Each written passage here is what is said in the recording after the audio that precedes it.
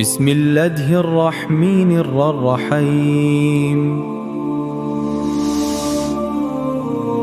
Kita semua tahu apa itu sabar kan? Tapi pernah kebayang nggak gimana rasanya kalau kesabaran itu diuji bukan sehari dua hari, tapi selama ratusan tahun? Nah, kali ini kita akan coba bedah sebuah perbandingan yang luar biasa menarik tentang kesabaran, lewat kisah dua nabi besar. Jadi gini, dalam Islam itu ada sebuah gelar yang sangat istimewa, namanya Ulul Azmi. Gelar ini diberikan ke nabi-nabi yang punya keteguhan hati dan level kesabaran yang, di atas rata-rata.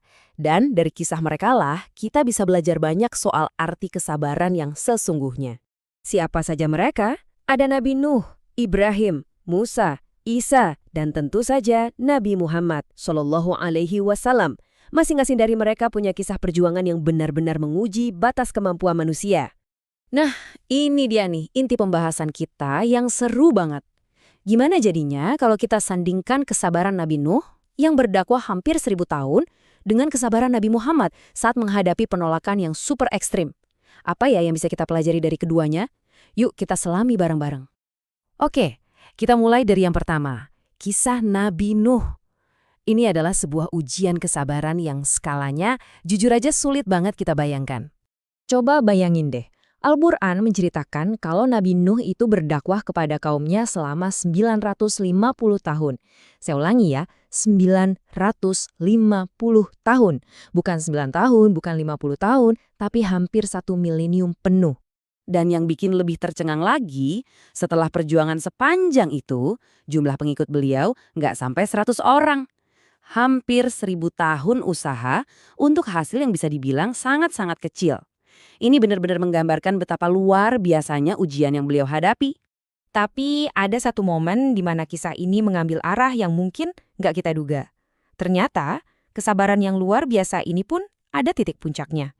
Setelah 950 tahun bersabar, ini adalah doa yang dipanjatkan oleh Nabi Nuh. Ya Tuhanku, janganlah Engkau biarkan seorang pun di antara orang-orang kafir itu tinggal di atas bumi. Sebuah permintaan yang sangat tegas, yang lahir dari sebuah kesimpulan pahit setelah berabad-abad berjuang. Nah, ini poin pentingnya. Doa ini bukan cuma karena marah atau putus asa sesaat. Ini adalah kesimpulan logis dari pengalaman beliau selama ratusan tahun. Beliau melihat bahwa kekafiran ini sudah mendarah daging, diwariskan dari satu generasi ke generasi berikutnya. Beliau merasa sudah tidak ada lagi harapan untuk perubahan. Oke, sekarang kita beralih ke kisah Nabi Muhammad. Kita akan lihat bagaimana beliau merespon situasi penolakan yang sama parahnya, tapi dengan pilihan yang sangat-sangat berbeda. Ada momen ketika Nabi Muhammad pergi ke kota Taif untuk berdakwah. Di sana beliau bukan cuma ditolak, tapi juga dihina, bahkan dilempari batu oleh penduduknya sampai terluka parah. Nah, di titik terendah itulah malaikat penjaga gunung datang dan menawarkan sebuah pilihan. Aku bisa timpakan dua gunung ini ke mereka kalau engkau mau. Keadilan instan ada di depan mata. Disinilah letak perbedaannya yang paling jelas. Di satu sisi, Nabi Nuh berdoa untuk keadilan ilahi atas generasi yang ada saat itu. Di sisi lain, Nabi Muhammad menolak tawaran kehancuran itu. Beliau justru berdoa, aku berharap dari tulang sulbi mereka akan lahir generasi yang menyembah Allah semata. Lalu apa hasil dari pilihan Nabi Muhammad yang penuh harapan ini? Jawabannya nggak langsung terlihat saat itu juga. Butuh waktu bertahun-tahun untuk melihat hasilnya. Dan yang luar biasa, belasan tahun kemudian, doa itu benar-benar terkabul. Di salah satu pertempuran terbesar dalam sejarah Islam, ternyata para pejuang yang paling berani dan paling tangguh justru datang dari Taif. Mereka adalah anak-anak dan cucu-cucu dari orang-orang yang dulu pernah mengusir Nabi. Jadi, apa yang bisa kita ambil dari dua kisah yang sangat kuat ini? Kita seolah disuguhkan dua potret kesabaran yang sama-sama agung, tapi pendekatannya sangat berbeda. Kesabaran Nabi Nuh adalah kesabaran dalam keteguhan prinsip, menghadapi keburukan yang nyata sampai di titik di mana keadilan harus ditegakkan.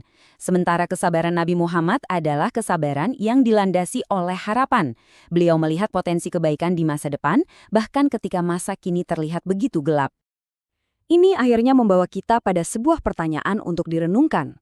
Jadi kesabaran sejati itu yang seperti apa? Apakah berarti menanggung penderitaan saat ini sampai titik akhir? Ataukah kemampuan untuk memaafkan masa kini karena punya keyakinan yang teguh pada kebaikan yang akan datang? Mungkin jawabannya adalah keduanya sama-sama agung dan dibutuhkan di waktu yang berbeda. Semoga kisah-kisah para nabi tadi membuka hati kita untuk terus belajar tentang kesabaran. Manakah dari kisah ini yang paling menyentuh hati Anda? Tulis di komentar ya. Untuk terus mendapatkan hikmah dari sejarah Islam, jangan lupa klik subscribe di Sirah Hikmah. Terima kasih sudah menonton, dan sampai jumpa di video selanjutnya.